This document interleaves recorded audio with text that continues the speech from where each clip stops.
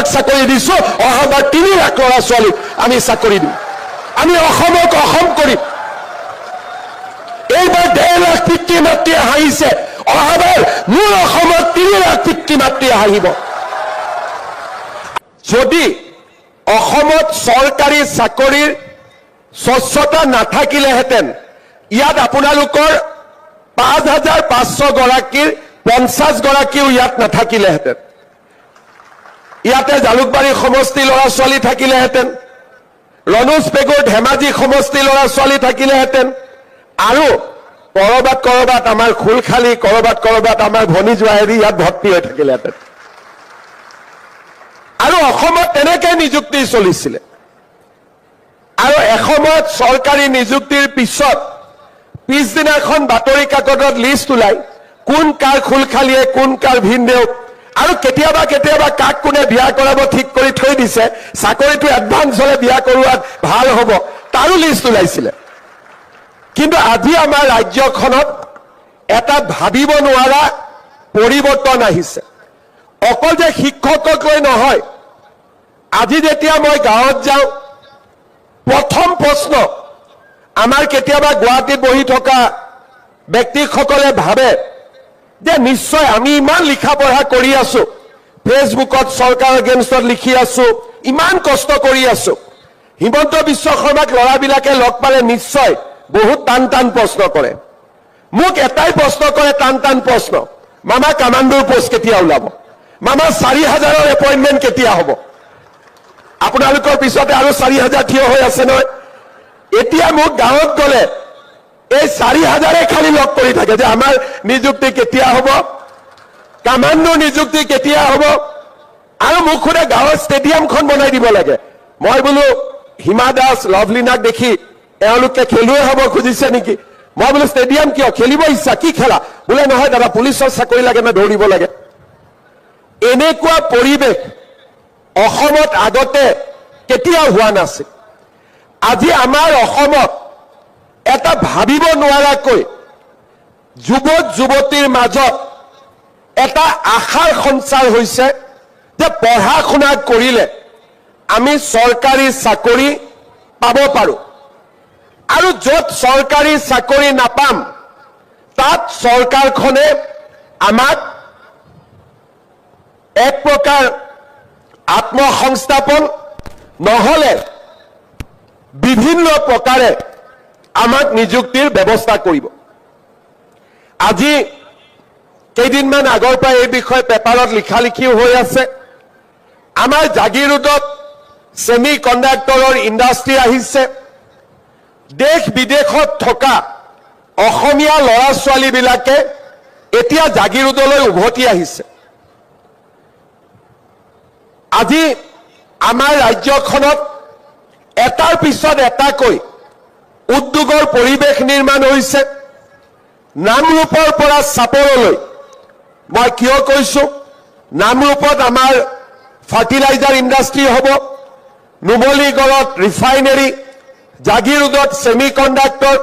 চাপৰত thermal power ক'ব গ'লে গোটেই অসমখনতে আজি উদ্যোগ স্থাপনৰ এটা নতুন পৰিৱেশ আৰম্ভ হৈছে আজি আমাক শিক্ষিত যুৱক যুৱতীৰ প্ৰয়োজন হৈছে আৰু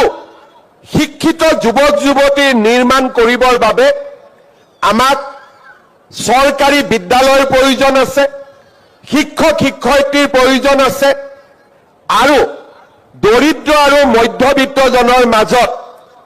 আশাৰ সঞ্চাৰ কৰিবলৈ আমি এটা সুস্থিৰ শিক্ষা ব্যৱস্থা নিৰ্মাণ কৰাৰ প্ৰয়োজনীয়তা আছে আজি যদি আপোনালোকে অসমত চাই প্ৰত্যেকখন গাঁৱতে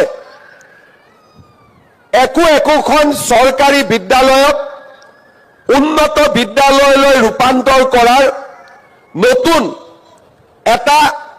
নিৰ্মাণ আৰু পৰিৱৰ্তনৰ ছবি আপোনালোকৰ সন্মুখত আহিব 8 কোটি টকাৰে হাইস্কুলবিলাক নতুনকৈ নিৰ্মাণ কৰাৰ চেষ্টা কৰা হৈছে চাহ বাগিচাৰ ভিতৰলৈ গৈ হাইস্কুল নিৰ্মাণ কৰা হৈছে আৰু দূৰ দূৰণিৰ অঞ্চললৈ গৈ মহিলাৰ বাবে কলেজ আৰু উচ্চ শিক্ষাৰ বাবে বিশ্ববিদ্যালয় নিৰ্মাণৰ এক ভাবিব নোৱাৰা আন্দোলন আৰম্ভ হৈছে।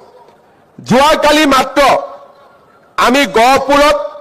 শ্বহীদ কনকলতা বৰুৱা বিশ্ববিদ্যালয়ৰ আধাৰশিলা স্থাপন কৰিছোঁ আৰু আমাৰ চৰকাৰৰ দিনত চাওঁতে চাওঁতে আমি অসমত 16খন নতুন বিশ্ববিদ্যালয়ৰ স্থাপনত আমি আমাৰ